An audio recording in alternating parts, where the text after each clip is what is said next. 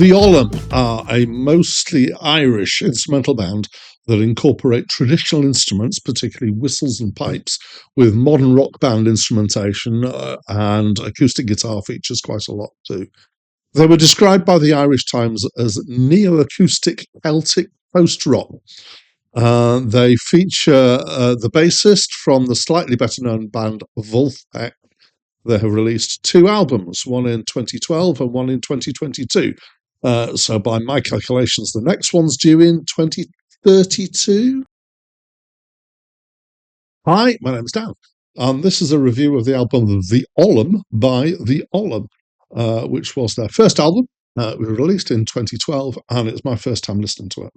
Most of the reviews on this channel are of the 3,000 best albums of all time, according to a list at made by the great people at Acclaim Music.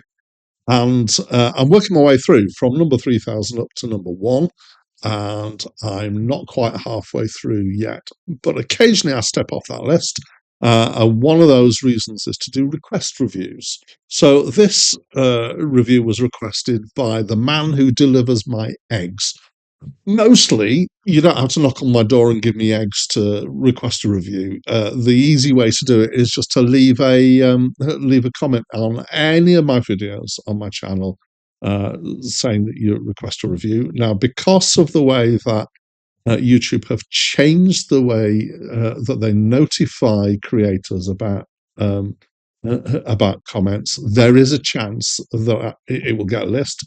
So if I don't reply, what I will do now is I will always reply to that if I see it. And if I haven't replied, then, give it a couple of days and then try again.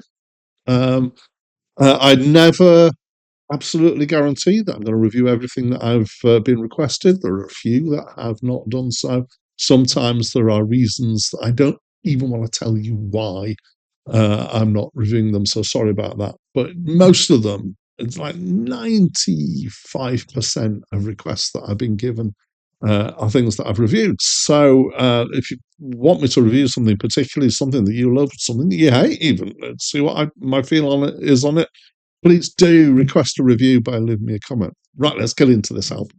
Excuse me. So this is instrumental folk rock with Celtic tradition and mostly Celtic-like tunage. So one of the big features of Celtic traditional folk music is tunes.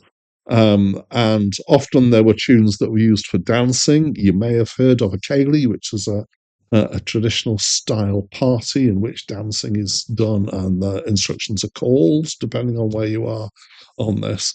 So there's this big tradition of tunes and songs as well, but there's a lot of tunes that float around, and this kind of, well, often it's fairly fast because it's for dancing music. Comes from that tradition. This has taken that tradition and it's moved it on a little bit. So it's got tunage, but they're not always at the speed that you would use for dancing. I don't know how many of these tunes are traditional. In fact, I think all of them are self-written tunes, but they have the feel of traditional tunes. And the backing, though, is often quite complex, particularly in the rhythms. And the way they do the chord picking and the rhythms. So as I said, it's not as fast as some of music in this kind of area. It's got a variety of speed and feels, and it's quite a bit of it wouldn't really be suitable for dancing. So it's about the music now. So to my mind, this forms part of a continuum of stuff which has been this ongoing mixture of the Celtic tradition of tunes and the kind of rock backing or light rock at times. So I think you could say that this started with bands like the Chieftains and Planxty back in the 70s, and then getting a bit later, taken up by bands like Capercaillie and Sugar Nifty and Peatbog Fairies and others. And now this, apparently, and there are probably other people that I don't know of who are in this sort of area, is an area of music that I particularly enjoy, and I have listened to quite a lot of stuff in this um, Celtic uh, Celtic rock, if you like, area, or Celtic fusion. Um, so some people have alluded to funk in this, but I would say that there's only really a very mild flavour of funk, if at all, in here. Not strongly. I'm going to say rock. Actually, if anything, I'd say maybe math rock is a thing that comes in here. Sometimes there's some tracks that got different feels. So Bridge of Glass, spelled with three L's as it happens. They like their three L's. Um, has got kind of like a light modern pop backing. I could imagine somebody singing it and it being played on the radio.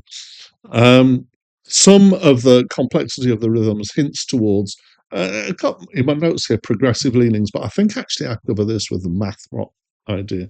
It's just got sometimes this kind of very precise um, and complex rhythmic aspects. It's all quite limited in instrumentation, by which I mean there are not a lot of things going on at once, which gives it a tight and therefore mostly intimate feel, I would say. Now, I'm guessing that the reason for this is because there's basically the band of three guys, and they've got some other guys that join them when they go live. But I think they, in the desire to want to be able to do things live, they didn't fill it with lots of overdubs and stuff. So it's got this, I'll say this kind of, I'm not going to say stripped back, but it's got this feel, which is a feel that I associate with what's called the power trio. Three people playing together. Um, Instruments here generally we've got a whistle and Uilleann pipes. We've got acoustic guitar, we've got drums, bass, we've got a smattering of keyboards, especially electric piano. Most of the production is pretty clean, which is, how you'd expect in modern times, except occasionally it has this again, what I think of as a fairly modern thing, which is pushing the upper limits of the data space. So this is the thing that I tend to refer to as saturation, because it's pushed up to the extent that it's starting to top out a bit, causing this kind of particular distortion that you get in through the equipment these days. So it's not a distortion that's like the analog distortion or the valve distortion. I think it's pushing at the upper ends of the digital space that gives it this sound, but it then gives this a fullness. Um, the kind of distorted feel of it tends to come through more uh, on gear that gives you a lower end kind of reproduction. So my laptop speakers, my little Bluetooth speaker, but on a decent pair of headphones, or in my car, which has got a decent sound system, it sounds less distorted. It just sounds very full. Um, the precision and the clarity otherwise reminds me sometimes of production on stuff like there's a band called Polyphia that are really into that precision guitar playing, and it has a very kind of similar sound in the production in some ways. So I quite like it, um, a decent amount actually. It's one of my familiar areas, as I've said, Celtic fusion. There's some fine playing, and it's wrong as background music or maybe mid-ground music.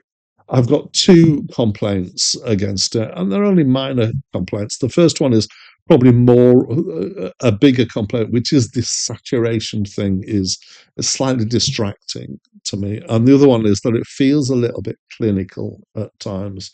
But uh, you know, they are small complaints against something that broadly speaking, pretty much quite a lot enjoyed actually. So thank you, Mr. Eggman. And here is your review that I said I would do for you. I hope you enjoy it. And I'm looking forward to having some more eggs from you. As I said, if you want to request a review, anybody else, just leave a comment on any video on this channel. If you know this album, then I'd love to hear what your thoughts are on it. But it's more likely that you haven't. And if you haven't, and the idea intrigues you, go and have a listen. And then why not come back and leave me a comment on what you thought after the thoughts that are on the video. But that's it from me for now.